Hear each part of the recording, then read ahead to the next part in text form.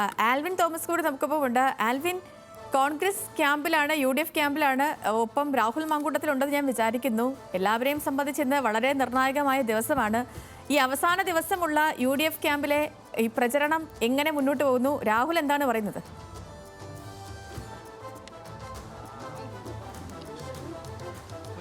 സേതു, രാഹുൽ രാവിലെ 6:30 മണിയോടുകൂടി തന്നെ ഇന്നും പ്രചരണം ആരംഭിച്ചു. ജൈനമേട് എന്ന സ്ഥലത്താണ് പ്രചാരണ പരിപാടികൾ തുടരുന്നത്. അവസാന നിമിഷവും ഓരോ വോട്ടറെയും കണ്ട് വോട്ടുറപ്പിക്കുന്നതിന് വേണ്ട പ്രചാരണ പരിപാടികളുമായി രാഹുൽ പോവുകയാണ്.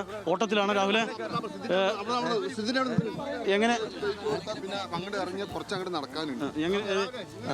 അങ്ങനെ കുട്ടിക്കലാശ ദിനമെത്തി ഒരു ദിവസം കൂടെ ഉള്ളു ഇനി പെട്ടിയിൽ വോട്ട് വീഴാൻ. അതെ. അപ്പോൾ അതിനകത്ത് പ്രത്യേകിച്ച് കൺസേൺസ് ഒന്നുമില്ല. പാലക്കാടിൻ്റെ ജനത ഹൈലി സെക്യുലർ ആണ്. അവർ ആ സെക്യുലർ നിലപാട് ഉയർത്തിപ്പിടിക്കുന്നത്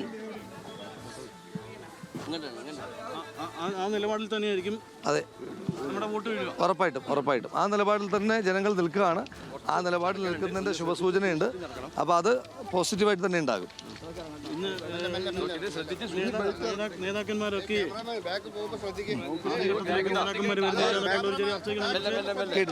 മുഴുവൻ നേതാക്കന്മാരും ക്യാമ്പ് ചെയ്തുകൊണ്ടായിരുന്നു UDFിന്റെ ഒരു പ്രചാരണം.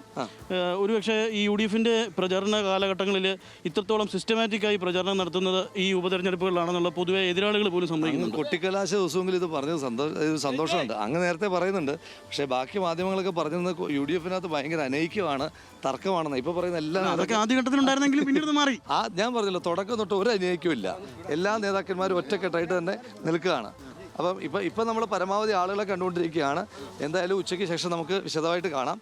കാരണം കൂടെ വരുന്നവരൊക്കെ എതിരായിക്കൊണ്ടിരിക്കുക. കാരണം രാവിലെ ഇവിടെ ഈ സ്ഥലത്ത് വീട് കയറാൻ വേണ്ടിയിട്ട് നമ്മളൊരു അരമണിക്കൂറായിരുന്നു നീക്കി വെച്ചിരുന്നത്. ഓരോ പരമാവധി ആളുകളെ കാണാനായിട്ടുള്ള ഒരു ശ്രമത്തിലാണ്. അപ്പോൾ അരമണിക്കൂർ കൊണ്ട് ഇപ്പോൾ ഇവിടുത്തെ പരമാവധി ആളുകളെ കാണണമെന്നാണ് തീരുമാനിച്ചു. പക്ഷേ അരമണിക്കൂറിൽ ഒരുപക്ഷെ സമയം നിങ്ങൾ കൊണ്ടുപോയതിൻ്റെ ഒരു പ്രയാസത്തിലാണ് നമ്മുടെ ആളുകൾ. തിരിച്ചു വരാം.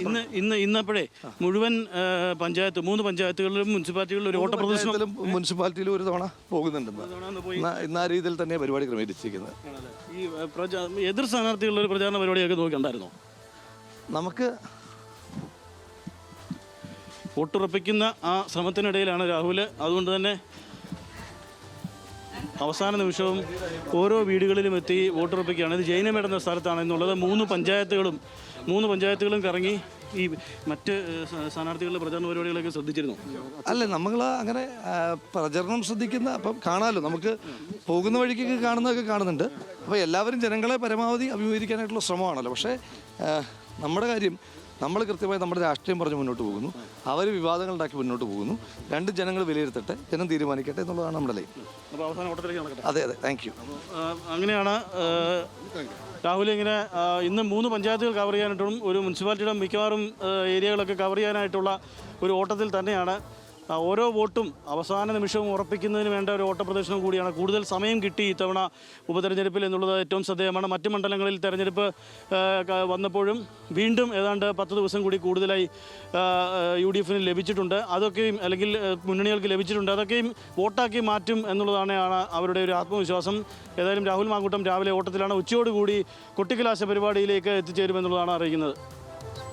ശരി ആൽവിൻ.